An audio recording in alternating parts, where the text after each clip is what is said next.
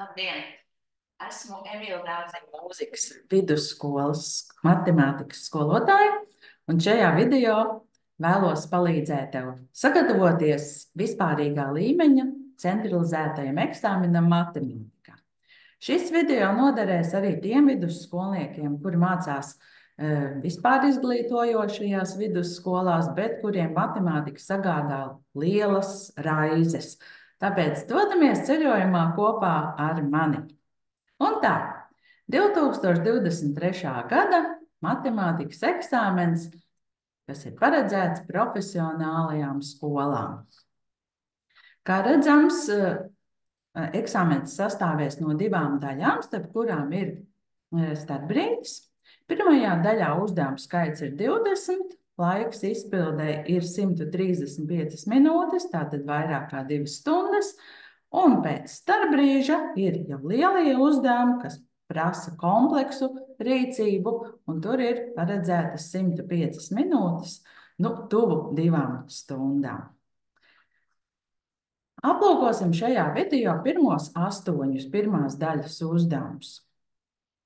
Tātad te ir teikts, ka 1. līdz 9. uzdevumā tev ir iespējas demonstrēt zināšanas un izpratni un prasmes algebrā. Pirmais uzdevums. Ievērojam, ka šeit ir 2 punkti. Tātad, ja tev ir 2 punkti, nebūtu pieklājīgi pierakstīt tikai atbildi, bet parādīt arī risināšanas gaitu. Un tā kā šajā algebriskajā izteiksmē ir tikai reizināšana, tad atceries, ka reizinātājs var reizināt kādā secībā vien tu vēlies, un tas nozīmē, ka mēs šeit sareizinām 1,2 ar 5 un savā starpā sareizinām abas pakāpes. 1,2 reiz 5, domājam par naudu, eiro 20 reiz 5 būs 6 eiro, un lai sareizinātu pakāpes, mums ir jāsaskaita kāpinātāji. Bet, ja tev tas pēkšņi aizmirstās eksāmenā, tev ir formulu lapa, piedod, palika mani rakstītie, bet formulu lapā tev ir iespējams aplūkot pakāpju īpašības. Ja? Tātad pakāpju īpašības redz, kur ir, kāpinātāji ir jāsaskaita. Un tātad, saskaitot -3 ar 5, mēs iegūstam 2, tad sanāk 10 otrajā pakāpē, un tas ir 6 reiz 100, jeb 600. Šeit ir jāievēro, kā ir prasīts uzrakstīt atbildi. Atbildi pieraksti kā naturālu skaitli, bet tikpat labi mēs varēja būt uzdevums arī tāds, ka tur ir domāt, ka tiek sareizināti 2 skaitļi, kas pierakstīti normālu formātu, tu esi mācījies un tu to zini, un tad gan būtu pieklājīgi atbildi atstāt kā normālu formu. Ja? Tātad skaitlis bija uzrakstīts normāla formā. Ja pirmais reizinātais ir robežās no 1 līdz 10, 10 neieskaitot, un pareizināts ar 10 pakāpi. Tā kā lasi uzmanīgi, un otrs, ja tev ir 2 punkti, parādi risinājumu. Dodamies pie otrā uzdevuma. Pārveidojot A kubā, B kubā iegūst. Atkal, tu pilnīgi mierīgi var doties uz formulu lapu un ieraudzīt, kad ir tāda formula. Ja mums ir 2 reizinātāji ar vienādiem kāpinātājiem, tad to var pierakstīt, kā šos abus reizinājumus ieliekot iekavās un kāpinot pakāpē M. Līdz ar to tā mums ir atbilde A. Protams, eksāmenā tu skaisti apvelc. Dodamies pie nākamā uzdevuma. Trešais uzdevums.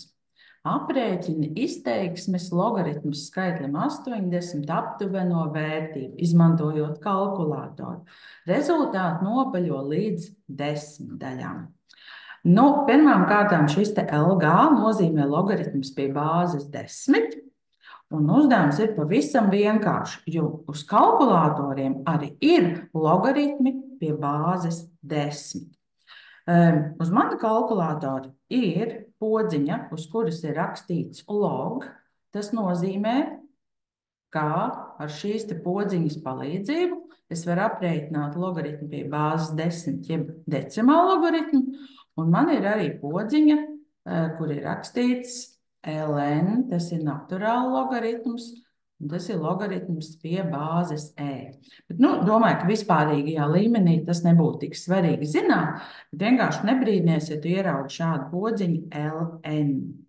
Un tā kā mūsu uzdevums ir pavisam vienkārši, jo mums jau arī prasa aprēķināt decimālu logaritmu, tad mēs spiežam uz kalkulātora šo te podziņu log, pēc tam ievedam 80, spiežam vienādības zīmīti, un kalkulators mums tur raksta bezgalīgi garu skaitli. Tātad tas ir iracionāls skaitlis, un mums prasa nopaļot līdz 10 daļām. Tā kā es te mazliet pārcentos, lai parādītu, ko rāda kalkulators. 10 daļas ir pirmais cipars aiz komata. Mūsu uzdevums ir paskatīties, kāds ir kaimiņš, lai zinātu, kā nopaļot. Kaimiņš ir 0, tātad mēs nopaļojam ar iztrūkumu un iegūstam rezultātā 1,9. Tātad LG 80 mums ir vienāds ar 1,9. Un 2 punkti jau ir mūsu kontā. Dodamies pie 4. uzdevuma. Darba alga x eiro tika palielināta par 30%. Kura izteiksme izsaka darba algu pēc palielināšanas? Procentu uzdevumos pati svarīgākā lieta vienmēr ir atcerēties, ka procenti paši par sevi neko neizsaka. Vienmēr ir svarīgi, no kā šie procenti ir ņemti. Tātad mums sākumā ir darba alga x, to palielina. Tātad pieskaita pie šīs te darba algas 30%, un te ir svarīgi no kā.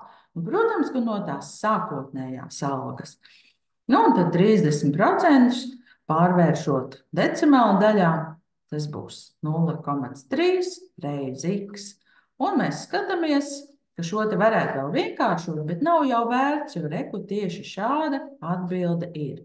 Bet kas to lai zina, varbūt citā eksāmenā jums būtu šie abi saskaitāmie saskaitīti, un jūs iegūtu 1,3x. Un tāds atbilžu variants arī te varētu būt.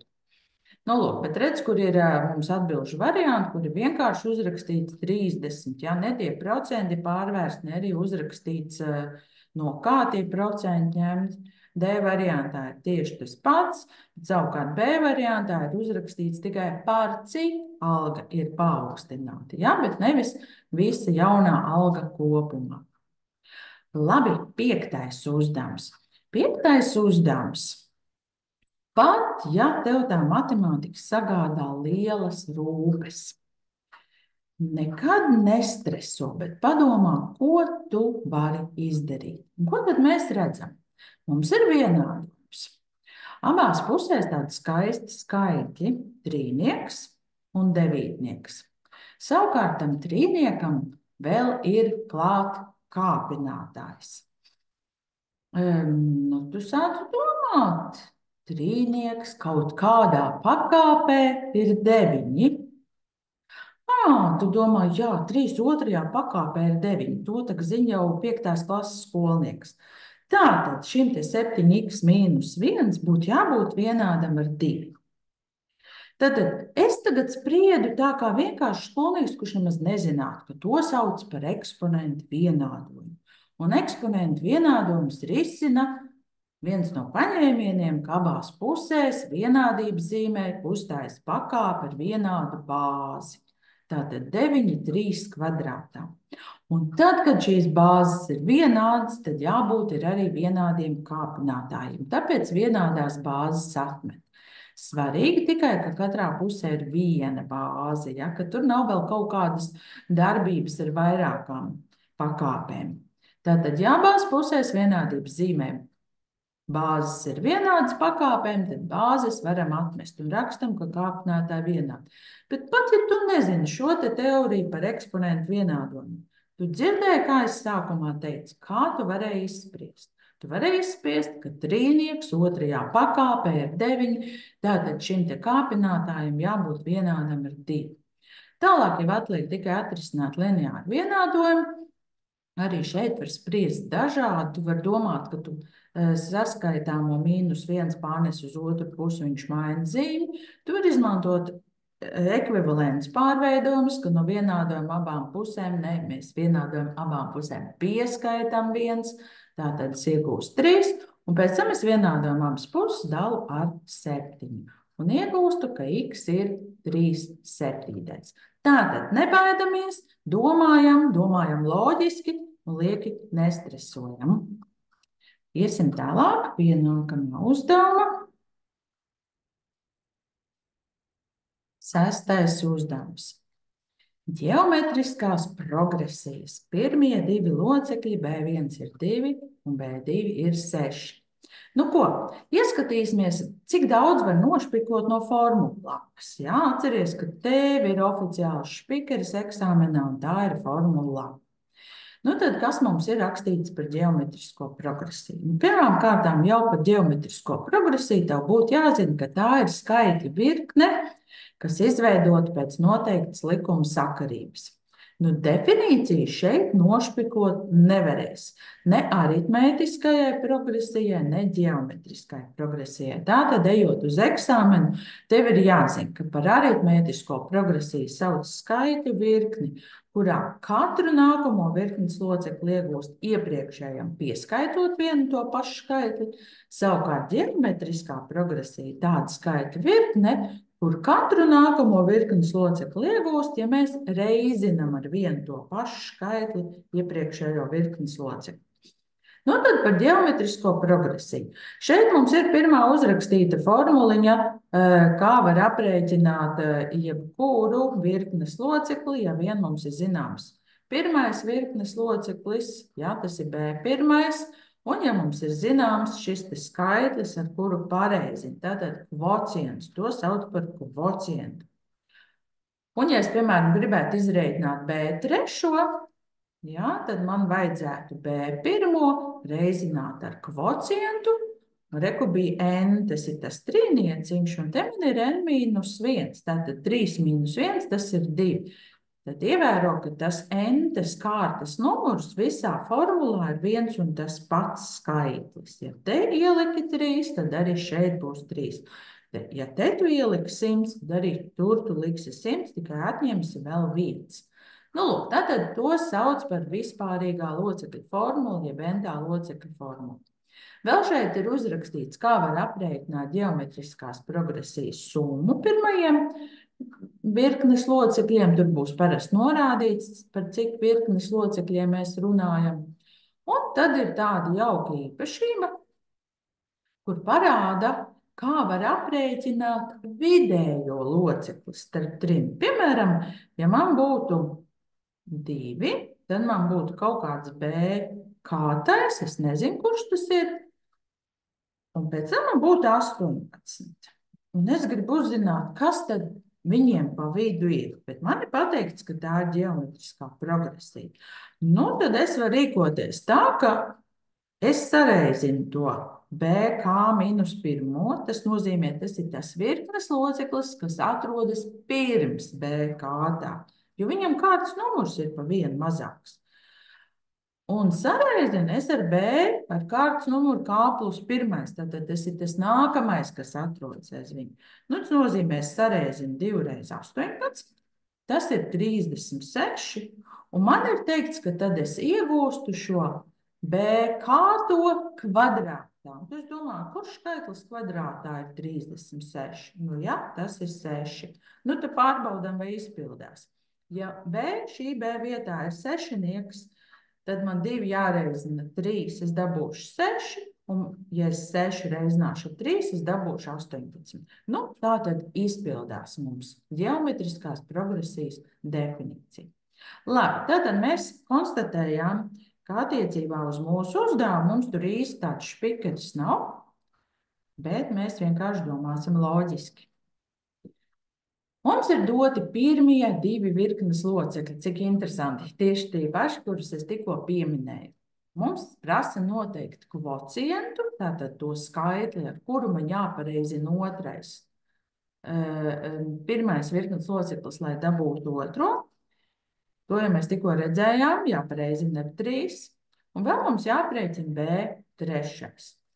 Nu tātad, kvocientu vienmēr var dabūt, ja izdala divus blakus esošus virknes locekļus.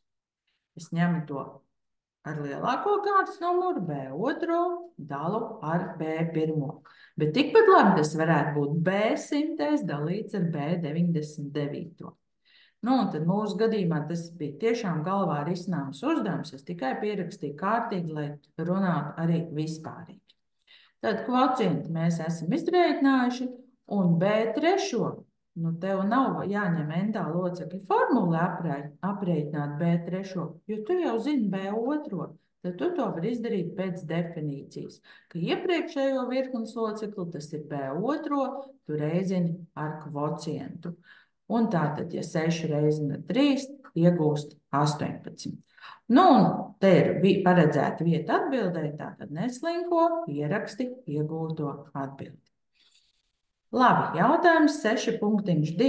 Kuru dotās ģeometriskās progresijas locekli izsaka izteiksmi 2 reiz 3 8. pakāpē? Nu, te nu gan ir moments, ka tu vari paņemt un pašpikot to entā locekļu formulu. Uzrakstīšu, kāda tā bija. Tad, ko mēs šeit redzam? B1 mums bija 2. Jā, bija 2. Tātad šis ir B1. Un savukārt tas kvocients 3 mums ir kāpināts 8. pakāpē. Šis kāpinātais bija par 1 mazāks nekā ir kārtas numurs tam virknes loceklim, kuru mēs aprēķinām. Līdz ar to, ja te ir 8, tad kārtas numurs virknes loceklim ir 9. Un tā ir atbilde D. Nu, tad ar ģeometrisko progresiju mēs būsim tikuši galā. Dodamies pie 7. un 8. uzdevuma. Saskaiti daļas un iegūto daļu saīsi. Nu, pavisam skaists vienkāršs uzdevums. Tātad dotas 2 algebriskas daļas, un skaisti ir tas, ka šīm abām daļām saucēji ir vienādi. Tad, ja saucēji ir vienādi, tad ir jāsaskaita tikai skaitītāji. Nu, tad mēs saskaitām x kvadrātā plus 2 plus x mīnus 2. Saskaitīt ir pavisam vienkārši.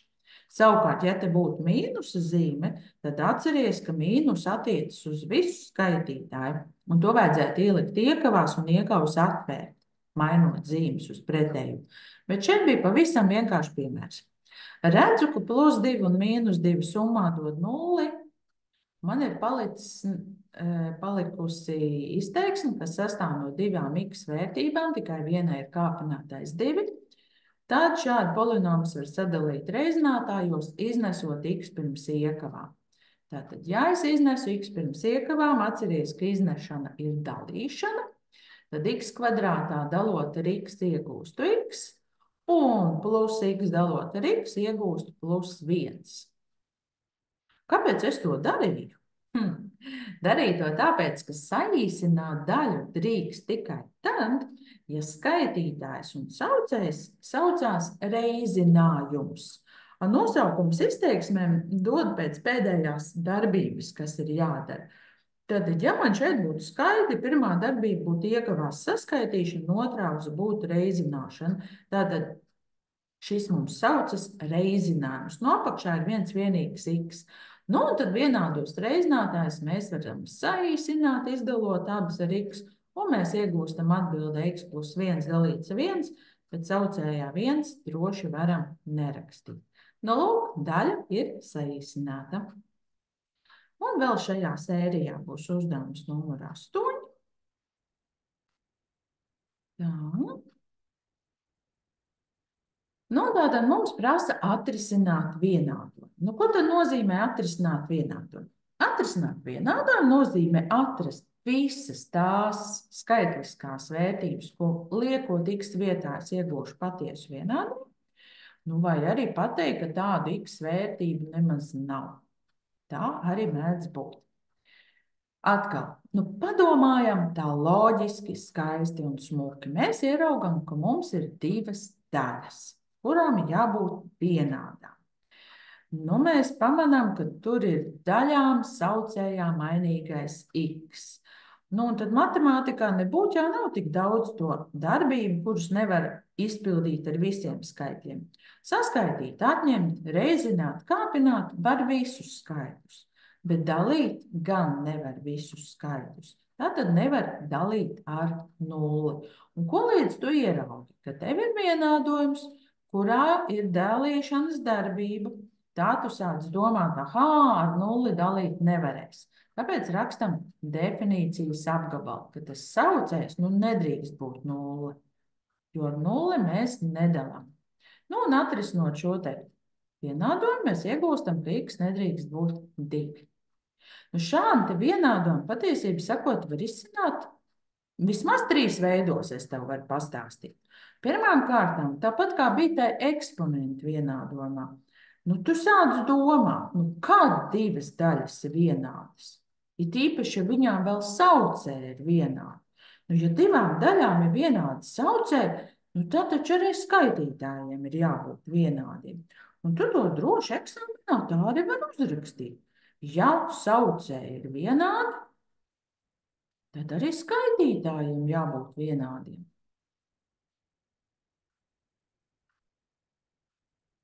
Nu, un tālāk tu raksti vairs tikai šos vienādos skaitītājus. Un šī brīdī tu esi iegūst kvadrātu vienādojumu, ko jānes viss vienā pusītē un jāatrisina kvadrātu vienādojums. To es tūlīt turpināšu pēc mirklīša. Otrs veids, kā tu vari izsināt. Tu varbūt esi iemācījies tikai vienīgu veidu. Skolotāji tev mācīja nejaukt galvu un iemācīja vienu standarta veidu risinājumu. Tas standarta veidu risinājums parasti ir tāds, ka doto vienādojumu pārveidot tā, lai sanāk viena daļa vienāda ar nulli. Tātad pārnes visu vienā pusē. Labi, pārnesīšu es tagad vienā pusītē, tātad, ja daļa pārnes uz otru pusi, tad tai priekšā mainās zīme. Tā kā saucēji ir vienādi, tad man ir jāatņem skaitītāji. Un te būs tas moments, kad ir jābūt uzmanīgam, jo man pirms daļas ir mīnus. Tāpēc drošāk ir ielikt visu to skaitītāju tālāk iekaviņās. Un šī brīdī mēs esam nonākuši pie situācijas, ka daļa ir vienāda ar nulli, un mēs sakam tā, šī daļa būs vienāda ar nulli tad, ja skaitītājs ir nulle, bet saucējs nav nulle. Un es arī vēršu vaļā iekavas, mainot zīmes uz pretējo. Tātad es rakstu, ka skaitītājam ir jābūt nullei, bet saucējs nedrīkst būt nulle. Un tālāk jau man katrs šis vienādojums ir jāatrisina. Var pielikt romiešu 1, romiešu 2, un šeit apakšā tālāk turpināt šo te risinājumu. Un trešais veids, kurš šī piemērā galīgi nav izdevīgs, trešais veids būtu lietot proporcijas pamatīpašību. Tātad 2 daļu vienādību sauc par proporciju. Un proporcijai piemīt tāda īpašība, ka reizinājumi pa diagonālīti ir vienādi. Tātad es varētu rakstīt, ka x kvadrātā reiz x mīnus 2 ir tieši tāds pats kā 6 mīnus x reiz x mīnus 2. Bet kāda jēga man rakstīt ir proporcijas pamatīpašība, ja šis reizinātājs x mīnus 2 man atkārtojas. Ja? Šis paņēmiens noteikti šādā piemērā nav jāņem. Ja? Atgriežamies mēs vienalga vai pie pirmā vai otrā. Es rakstīšu šeit, kur ir pirmais, tātad nesu vienā pusītē, pārnesot otrā pusē katram saskaitāmajam mainu zīmi un iegūstu kvadrātu vienādojumu. Tālāk tā jau ir tava izvēle, kā tu gribi šo te kvadrātu vienādojumu risināt. Ja tev nepatīk risināt galvā, tad tu izmanto diskriminantu un vispārīgajā līmenī diskriminantu formulu lapā ir atrodama. Tad, ejot uz eksāmenu, tev ir ļoti labi jāorientējas formulu lapā. Ja tev pavisam lielas grūtības ir ar to matemātiku, tad neslimpo, uzraksti, ka koeficients A, tas ir tas, kas atrodas pirms x kvadrātā, ir 1. Koeficients B, tas ir tas, kas atrodas pirms mainīgā x, tātad te ir skaitlīts +1, un koeficients C ir, kā es saku, plikais skaitlīts -6, un paņemam formulu lapu, ar diskriminantu skaisti atrisinam. To tu patrenējies pats, jo es uzreiz stāstīšu otro variantu. Otrais variants mēs varam risināt ar Vieta teorēmu. Un tātad Vieta teorēma arī formula lapā ir atrodama. Vieta teorēma apgalvo, ka sakņu reizinājums, es sāku vienmēr ar reizinājumu, tāpēc, ka mēs ar to arī domājam, ka sakņu reizinājums ir vienāds ar šo te skaitlīti -6, un sakņu summa ir vienāda ar to skaitlīti, kas ir pirms x, tikai ar pretēju zīmi. Ievēro gan tādu lietu, ka šo te Vieta teorēmu mēs lietojam tikai tad, ja koeficients A ir 1. Ja A nav 1, arī var lietot Vieta teorēmu, tikai tad tas būs ar palīgu vienādojumu. Nu, un šī brīdī es minu saknes. Kā var dabūt -6? Vai nu 1 reiz -6, vai -1 reiz +6, vai -3 reiz 2, vai 3 reiz -2. Tātad man bija 4 iespējas, kā es varu dabūt -6. Un tad es pārbaudu, kurus divus šos skaitļus saskaitot, es iegūstu 1. Nu, tā būs iespēja 3 reiz -2, un 3 plus -2 ir 1. Tātad esmu atradusi saknes. X1 ir 3 un x2 ir -2. Un šajā brīdī man ir jāpaskatās, kas man ir rakstīts definīcijas apgabalā. Un definīcijas apgabalā tā, es tagad ļoti uzmanīgi skatos. Aha, es esmu ļoti veiksmīgi ielaidusi kļūdu, bet tas ir labi. Ievērot tādu lietu. Eksāmenā jau gribēs pārbaudīt tās tavas zināšanas, un man palika aizdomīgi. Man palika pavisam aizdomīgi. Vai tik nevajadzētu būt tā, ka viena sakna neder, un es pati pamanīju savu kļūdu? Redz, kur es kļūdījos. Es jau pareizi teicu, ka jāņem ar pretēju zīmi tas skaitlīts piks, bet runādama neuzrakstīju šo te mīnusiņu. Ja? Tātad summai jābūt ir -1. Tas nozīmē, ka manām saknēm ir jābūt ar pretējām zīmēm. -3 un +2. Ja? Jo saskaitot, tad man sanāk -1. Nu, lūk, un te nu ir tā vieta, kuras dēļ es arī pamanīju pats savu kļūdu. Tātad mums ir rakstīts definīcijas apgabalā, ka x nedrīkst būt 2, jo tam mums sanāk saucējs 0, bet dalot ar 0 neko nevar iegūt. Tur nekas nesanāk. Tātad šī te sakne mums neder, jo tā saka definīcijas apgabals. Un eksāmenā parāda, ka tu esi gudrs, ka tu zini, ka ir jāpārbauda, vai visas saknes der, uzrakst atbildi un atrisinājumu kopas iekaviņās uzrakst šo te atrisinājumu -3. Labi, turpināsim nākamajā video. Šobrīd atpūšamies.